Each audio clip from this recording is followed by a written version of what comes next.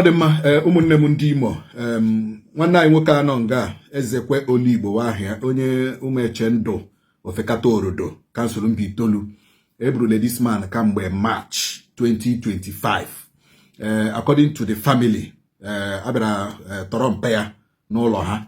The man rụrụ ezigbo ụlọ ọhụrụ ọ rụchara February ya eru March abịa burie ndị ntọrọ abịa burie. So mgbe ndị tọrọ buru ihe bido kpọwa millions a ga-eweta, at the end of the day ebie na 5 million. Mgbe ahụ biri na 5 million ha agbagharịa weta the 5 million.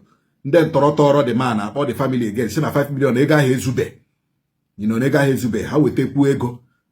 So agbarịkwuo mezuo the money 20 million naira. Ha si na a ga-release the man. Si pụta ebe dị otu a ka ha kpọrọ the man this and that and this. Ndị pụtara nụ ka amara ma ga-ahụ the man ebe ha ga-drop the man. Ha chegidere that day, chegide that day, chiefo. They couldn't see the man. Kamgbe March 2025 ruo today, September 2025, ahụbeghị this man. Ndị ananakwala ego 20 million ka ha nara. 20 million naira ka ha nara family this man. Burie. Emanu just mepecha ụlọ February eru March eburie. Omege na Orodo Mbaitoli. Omege hụ Kafanchan, omege hụ Bronu. Ihe omege hụ Ukraine ma Russia. Ihe amage na Orodo here. 20 million ka the family kwuru. Ruo today this man ayobe. Gwam ihe wụ crime this man committed by building a house for his family.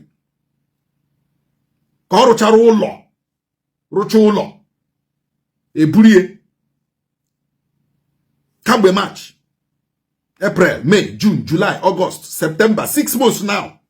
This man upon the family has paid ransom of 20 million. Ruo today this man ayobe. Achọrọ m ịjụ ndị burule this man unu edowerie ndụ ka unu egbuolie. It's a simple question. Ndị burule this man Mr. Ezekwe, ndị burule ye unu egbuole ye ka ọ ka dị ndụ n'aka unu. The other one I mere ihe na ya from Mbanọ eburule kamgbe February ruo taa ahụbeghị. Information I nwetara our information I ga share here. But I didn't tell information. But it's not information for the public. It's information for the police. Ama mina agota. Anyị na-ajụkwa again. Mr. Ezekwe anụnwa. Unu bịara n'ụlọ ya n'Umuechendu Ofekata Orodo Mbaitoli LGA of Imo State Iburu. March 2025. Akwụọ 5 million unu asị na ozube. Ewetekwa 50 million mezuo ya 20 million. Kamgbe ahụ unu si unu ga-erelease ye si ga-ebe dị otu a na a ga-ahụ ya. Kamgbe March ruo today. Ana m ajụ ndị burule this man unu egbuole ye ka ọ ka nọ n'aka unu. Ọ bụrụ na this man ka nọ n'aka unu, gịnị ka o rige? Ọ bụrụ na this man ka nọ n'aka unu for the past 6 months, o rige gịnị? Ọ bụrụ na unu egbuole this man, let the family know. Chịpụta na ọkpụkpụ ya, pụpụta na ozu ya, ka the family nwee closure. Ka the family nwee closure. This man emeghị ihe ọjọọ rụọ ụlọ. O nweghịkwa na onye ọbụla mere ihe ọjọọ rụọ ụlọ ya na ụmụ ya ga-ebi, ya na nwaanyị ya ga-ebi. Our people oge ụfọdụ, I want to say this thing. Ịhụna, gị na mmadụ ibe gị nwee problem, ma o nwee just one issue or the other one. Ye je kpọọla gị ndị ntọrọ, gị je kpọọla nwanne gị onye ntọrọ, kpọọra onye gị na nwere issue onye ntọrọ, shitọrọ ya gbuo ye. Shitọrọ ya gbuo ye, anapụta ego shi gbukwe ye. Ogbu mma ga-ala na mma, ọgba egbe ga-ala na egbe. Ihe onye metere ga-eso ye. Ihe onye metere ga-eso ye. Elu na ala ga-eso gị. Agaghị achụ gị.